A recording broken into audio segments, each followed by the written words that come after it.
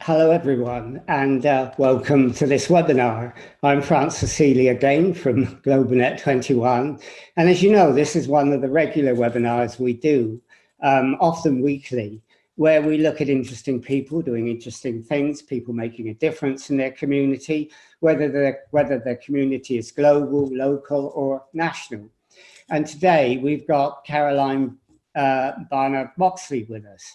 Now, Caroline is one of those people doing very useful things. She does a lot of work with the homelessness problem that we all face in our society today, and in fact, many societies globally. And she's going to tell us a bit about that. She does a lot of other things as well, but we're going to speak to her very shortly. Okay, so Caroline, thank you for joining us, and it's great. Oh, thank you. Thanks for having me. Well, it's great that you're here with us today. Before we talk about all the work you do, and you do a tremendous amount of different things, maybe you could let people know just a little bit about yourself, very briefly, and what your background is. Okay. Well, I work currently for Homelessness, which is a membership body for homelessness organisations. My background is really health, social care and housing. I've sort of come through different policy and communication roles over the past sort of 15 years or so. Before that, I worked in the private sector for a long time, for Marks and Spencer supplier. I changed career in my mid-30s and never looked back, really. So now I work for charities and I am happy doing so. My kind of passion is about making a change and making a difference, and be it in social care, in health, housing, in homelessness now. That's what I do. So that's really me. Well, that's great. I mean, we did a House of Commons meeting once with Jenny Edwards, who used to be the Chief Executive Officer of Homelessness, right. And yes. She lives locally. She's now involved with Enfield Voices and a number of other things. So it's great that you work with that as well. But you also do a number of other things, don't you? I think you're on the trustees of the Enfield Carers Centre. I was, and the Fawcett Society. That's right. I was a member of the board of Enfield Carers until just this year, and I resigned this year to join the Fawcett Society. I've just joined the board of the Fawcett Society, as you know, charity that's about equality between men and women. So again, really excited to be part of that because I'm very passionate about women's equality issues and gender recognition and all the issues around that for women and men. I think it's really important that we look at diversity and equality across the piece. So really pleased to be joining Fawcett right now as they go forward in their work around women MPs and some of the issues women in public life are facing, the whole issue around power and gender, and an equal pay, of course, as well, is a big thing they're doing right now too. There's lots of campaigns they're working on, and I'm very pleased to be part of it.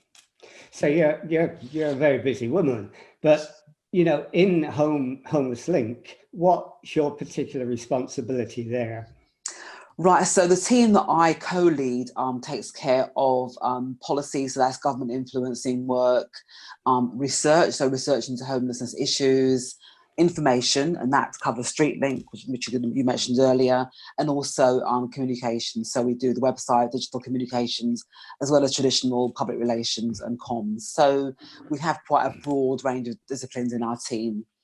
Okay, well, we'll talk about Streetlink in a minute, but I mean, just homelessness at the moment. I mean, it's a problem. It's growing, it's growing, it's growing. I mean, why do you think this has happened? What do you think is behind it? Well, there are a number of issues that cause homelessness, and I'm going to talk about a few of those. And I think when I say what I'm going to say, people might think it's quite simple, but when I talk to you, you'll see it's quite complicated. So homelessness is a result of, we believe, quite a number of structural issues, such as welfare reform, which has been the last few years where things have changed around universal credit and wider welfare reform. That has driven people into poverty, which leads to homelessness. There's also the issue of an unregulated private rental sector. So landlords can end tenancies whenever they choose to. There's no regulation around that. So people are forced to become homelessness through that. There's also people's lives are complex as well. So people may have childhood experiences that have led them to have mental health problems, which have caused them to become homeless. So there's often things that lead to homelessness. And I mentioned childhood experiences, but that can lead to mental health, which leads to alcohol or drug addiction, and which leads to homelessness. There's lots of different things that happen in people's lives, and people are very complicated individuals, and that's often where these things take place. So homelessness happens as a result of many different things, and there's lots of structural issues we need to be aware of that cause homelessness. Yeah, and one section you missed out is older people. I mean, that's a growing number, isn't it? People who pension age and can't afford the rent. Yeah, so older people over 55, say, are a growing number in terms of people who are on the streets. I mean, don't forget, homelessness can be street homelessness, and also people in temporary accommodation, sofa surfing, we call it, staying with friends and family for as long as they can.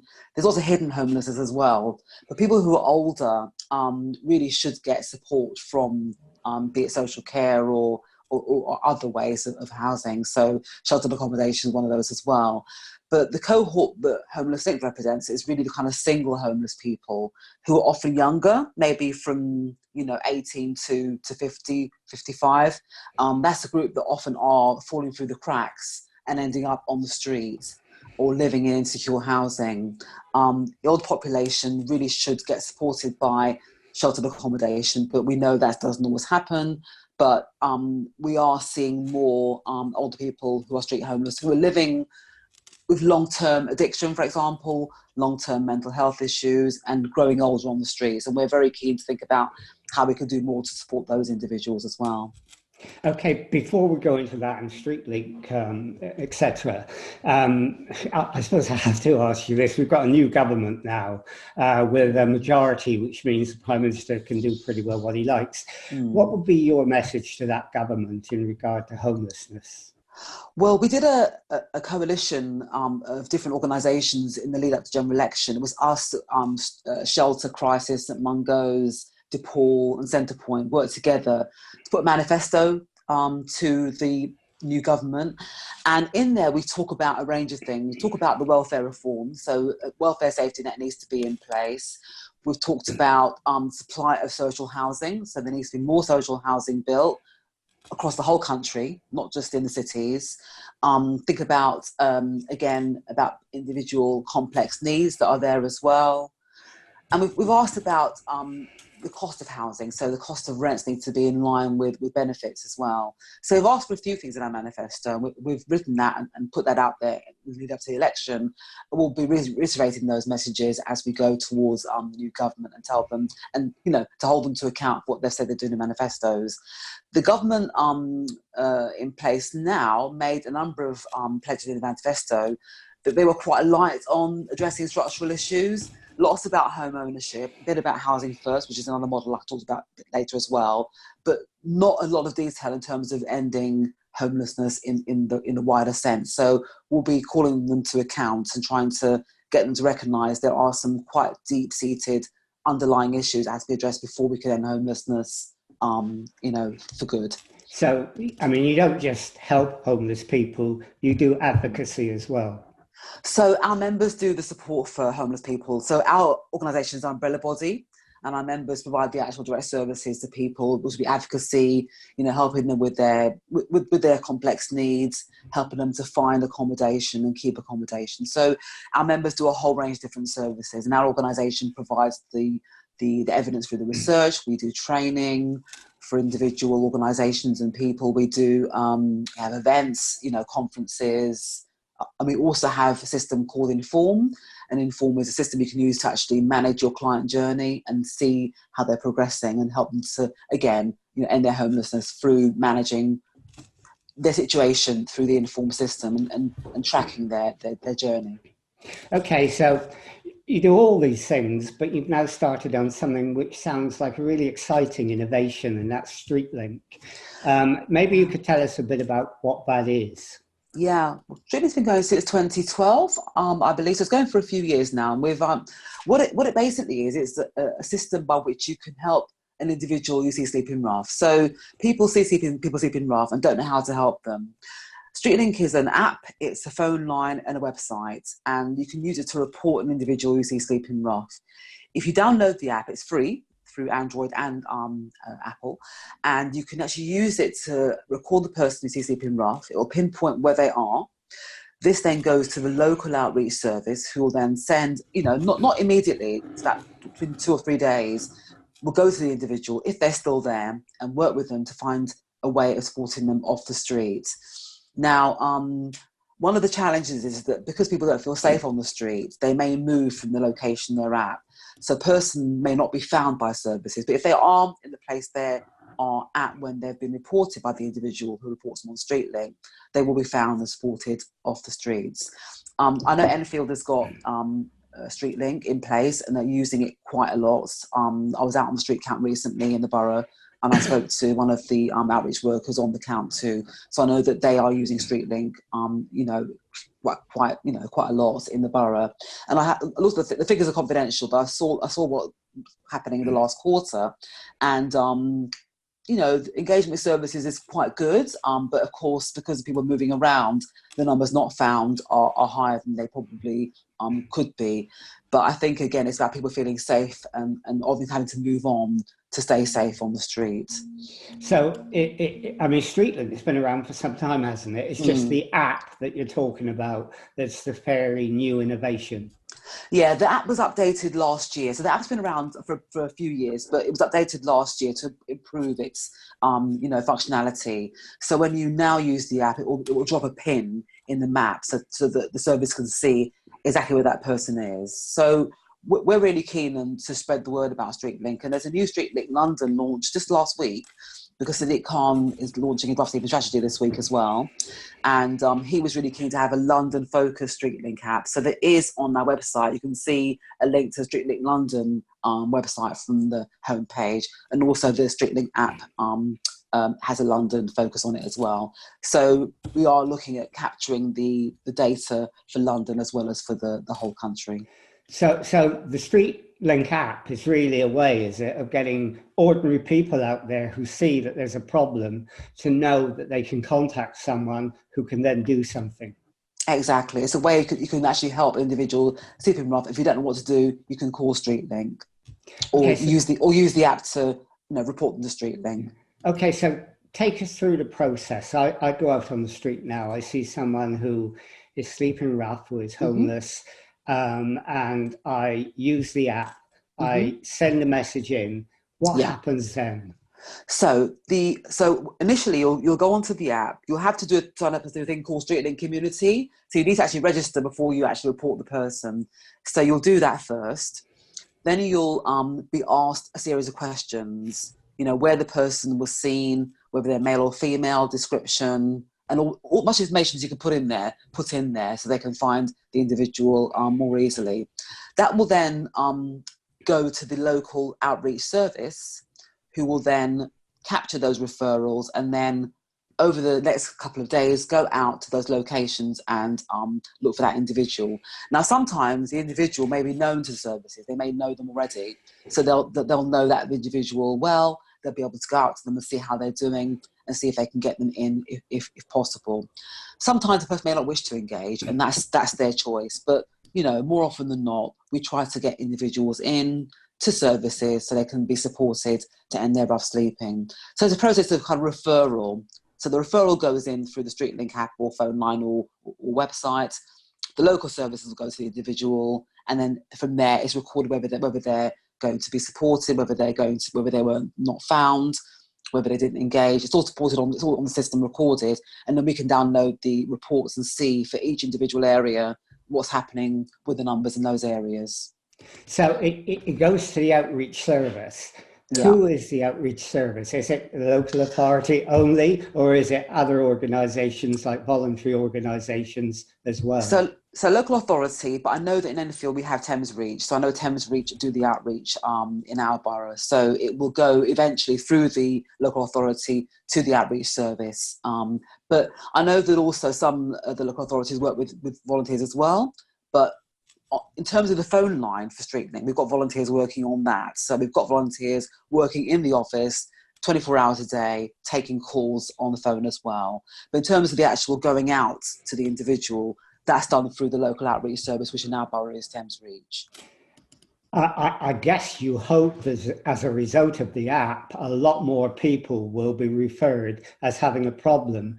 Do you think local authorities are geared up to deal with that? Do they need to develop a strategy around Streetlink? Do they need to work, as you said, with voluntary organisations, make sure that they have enough volunteers, know how to do it? Or are they still a bit behind on this? I think most councils are doing it very well. I mean, you know, there are some councils where they're not engaging as well as they could do, and what we do, we keep an eye on those, and we have individual conversations with those. Well, it wouldn't be us; it would be the MHCLG, the Ministry of Community and Local Government, who funds Streetlink. So they often will have that direct contact with local authorities through their local teams. But certainly in the main, most local authorities should have a strategy in place anyway for homelessness across the board, and Streetlink can form part of that. So from what we've seen, it is improving. We obviously want to see more engagement with Streetlink, and you know, local authorities are very good at sharing, especially in the winter, sharing the phone number in the app and the details of the website, so we can get individuals to use it. We encourage the use of the app a lot more, because that's quicker than making a phone call, and you know, the service can be reached much more quickly through the app. So I think that on the whole, charities are working well with local authorities, and local authorities are doing their best to engage with individuals through the outreach services. Well, I mean, apart from this webinar, how do people get to know about the app, and how do you publicise it, and how do local authorities publicise it? Because I've never really seen it. Okay, well, this is something that I've often heard. So we have social media. We share on social media, particularly in the wintertime. We will engage and ensure people are aware of Streetlink through the winter period. Local authorities, many of them will have things like posters, and they'll have, you know, small cards they can share and put out in their services. So we've got posters as well we can share with individuals as well. So we've got a whole range of different products that we share with local authorities. Councils also do their own. They have their own logos on the posters that they might make locally. We'll see those and we'll approve the design of those and support local areas with those too. So mostly social media in terms of the way that we share it. That's what we use to do that. I'm sure local authorities probably do a similar thing, but if they don't, they should do a lot more of that. Social media is the way to go, because that's where you can get the most engagement. Okay, well, I mean, if you share a link with me about the app, I will share it around all the social networks locally, because I think that would be a great thing to do. But when you talk about the homeless, I mean, the people you work with in terms of Streetlink, you're not actually talking about the homeless, are you? You're talking about rough sleepers. In a way, there is a difference. I mean, it's not people who meet begging on the street. It's rough sleepers. Right. Yeah, that's right. Because often people will report to Streetlink someone they see begging and thinking they're a rough sleeping, but actually they're actually begging. So it's quite an important distinction to make. The definition, as you probably know, is if someone is sitting by their bedding or about to bed down, then they are rough sleeping. If they're just sitting without bedding, they're probably begging. But often it's better to report than not, but we do get quite a few through Streetlink who are begging rather than rough sleeping. But it's important the public are aware and engaged, and if they report someone begging, it's not ideal, but at least they're doing something to try to help. But it's important to notify the difference between the two types of individual. And do you have any data or evidence of what happens when a person is found as a result of the app? I mean, what does the local authority, the volunteer, do that can be helpful? And do you have any evidence of that? Yeah, well, if the individual is found in the middle of the night and there is a night shelter available, the service will try to get the person into the night shelter if there's space. If there is not a space, they will ensure they get the phone number if they've got a phone, or find a way of getting in touch with them afterwards, after that day, to make sure they are supported in some way, be it through getting into some kind of services that will help them with their situation. And because people are very complicated, there could well be a whole number of issues. There could be mental health problems, there could be drug and alcohol addiction, there could be a range of things that have to be supported before the person can be housed. But what's important is they get in some kind of service, be it a day shelter, day centre, or a night shelter, to get the support they need to help them to end their rough sleeping. And it often happens over a period of time. It's because people are complicated and these things happen over a period of time, it takes time to get them in, to get them supported and off the streets for good. Do you, you pass the information over to the local authority and do you just leave it there, or do you collect data about the whole scheme so you have some idea of its success? Yeah, we collect data on every local authority, so we can see every quarter what the numbers are like, where the highest numbers of referrals have been, where people have been after they've been referred, what the outcome has been for those individuals, whether they've engaged with services, whether they've chosen not to, whether they were begging, so we can capture all of that data. It's confidential, we have to keep it confidential, but we are able to run reports at Homelesslink, which we do. So my team has that in its remit to pull those reports off, and we use them to report back to our funder, which is the ministry, on a quarterly basis, and they work with us to ensure that we're doing that well. So we could, I mean, that's not available for us, for example, to find out what our local authority or how well our local authority is doing. Yeah, I can give you headlines, but I'm not allowed to give you the kind of direct figures. But I can certainly, at Enfield, Enfield in the last quarter, compared to boroughs in the surrounding area, we did quite well in terms of engaging with services. Our numbers weren't too bad. So I think that what we're doing in our borough here is we're working very closely with individuals and working really hard to keep the numbers down. I know that we've got issues in our borough with things like encampments and people sleeping in cars. I know that much. So I think that that's made it quite challenging in terms of reaching people. But I do know the boroughs, in terms of other boroughs around Enfield, we've got fairly consistent numbers in terms of how we're engaging with people and getting them into services. Okay, so when you find someone who's homeless and the volunteers or the local authority workers go out to meet them, what can they offer? Can they offer just food? Can they offer accommodation? Or can they even offer housing? And maybe this is the cue for you to go into housing first. Yeah, well, Housing First, I'll go through that first. So Housing First is a model that we are championing. Housing First England is run by Homelesslink. We're funded by Combat Relief and others as well to deliver that. And Housing First is the reverse of the traditional. So traditionally, if you're a very entrenched person, rough sleeping, with possibly drug, alcohol, mental health issues as well, in the old system, well, the current system, you have to be housing ready before you're housed, i.e., end your addiction, get yourself well before you can go into housing. Housing First is the reverse. So you get housed first with wraparound support to help you to address your issues. So you're put into a home with no kind of compulsion to engage with services unless you choose to.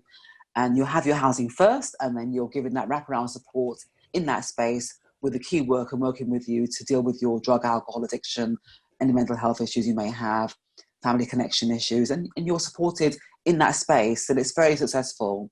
It's working really well in Finland and in America, and it's working over here as well. Yeah, it's an idea actually that originated in the United States, isn't it? And that's right. The success of it there has been very good. So, I mean, where do you get the housing from Housing First? Again, do you depend on the local authority? Is there a problem in finding the housing for the number of people you need? That's part of the challenge, because most of the Housing First that we are hearing about in the scheme we're running is private rented sector. There is some social housing as well. So there's some social housing and some private rented sector. So it's a mixture of different types of tenure. We would really keen to see a lot more social housing dedicated to Housing First, because we know that it works. So we need housing supply across the board anyway. But I think if we're looking at Housing First, the more we can get in the social sector, the better. So you sort of lobby housing associations, do you, in order to try and get them involved in this?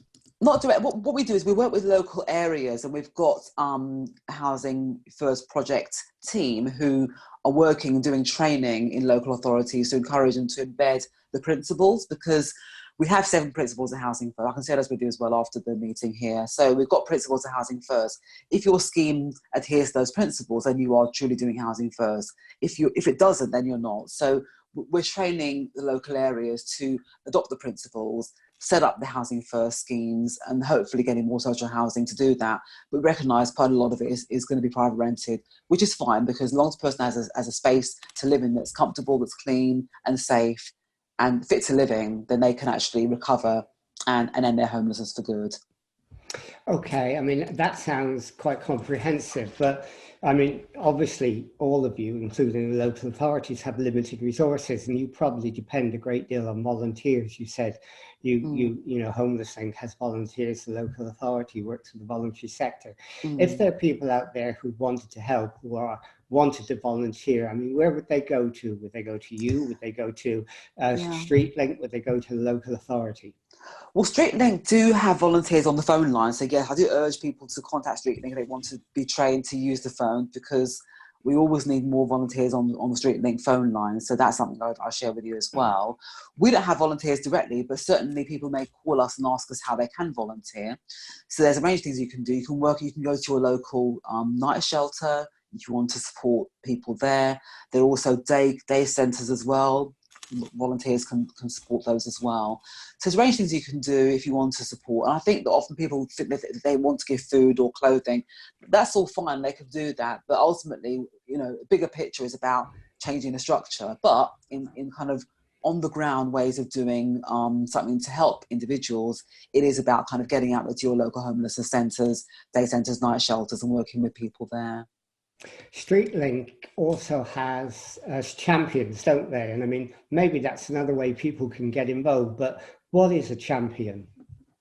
Well, that's an individual who is working, you know, as a volunteer, actually out there promoting Streetlink in their local area. So that's what we would define as a champion. But if you're part of a Streetlink community, as you download the app and join the community, you become part of the bigger movement there. So we are working with Streetlink community, and they do lots of fundraising in local areas. And we got some really good fundraising done last week through a Christmas concert that happened. So that was somewhere where people donated money, and we got, you know, some income from that. So there's a range of ways people can be champions, but it's really by just logging on to Streetlink community. As you download the app, you become part of the community, and through that you can fundraise, you can do a range of things to support people through Streetlink.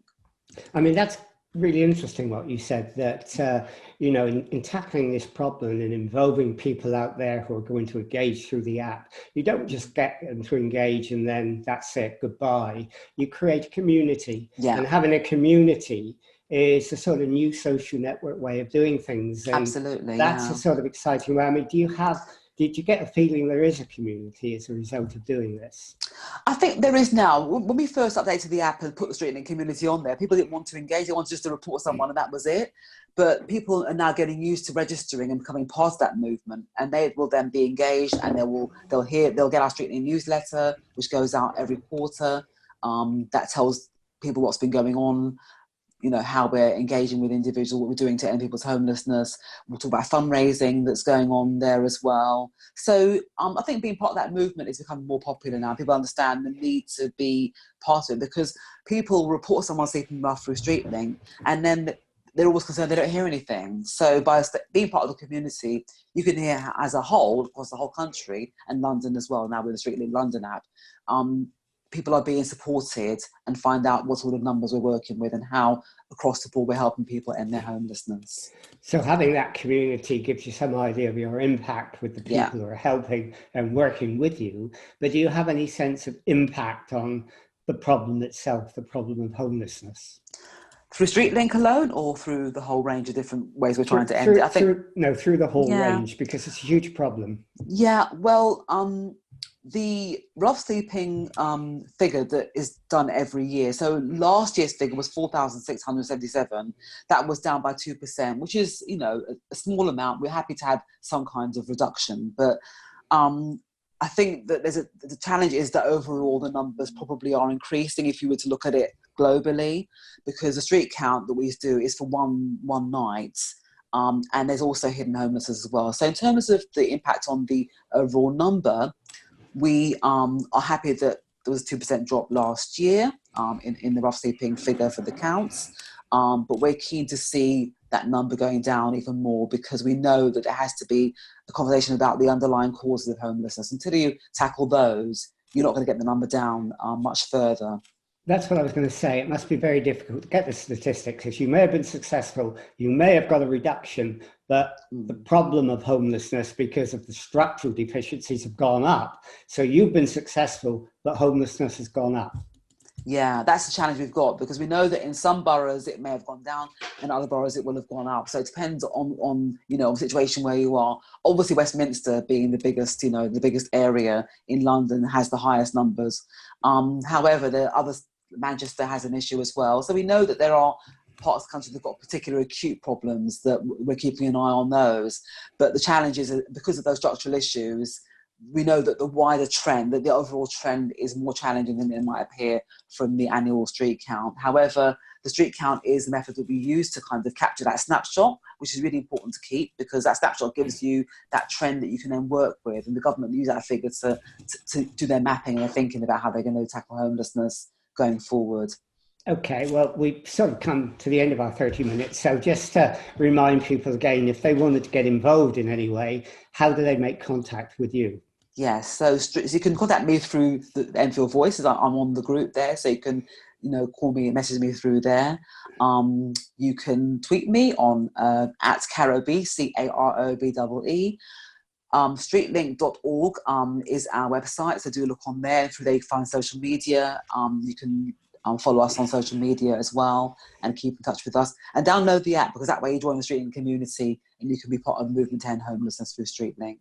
Okay, well, if you could send me, the details on the app and everything else, I'll make sure that's spread widely amongst our social networks. Anyhow, I mean, that's been really interesting. And you told us about your work, your background, you told us about Streetlink and that sort of excited innovation that in a way is acting as a coordinating body. And I think that's a really worthwhile thing to do. So thank you for doing this and telling us about it and telling us about it so eloquently. It's been really, really fantastic. So thank you, Caroline. No, thank you. Okay, well, thanks. And, we'll end this webinar interview now.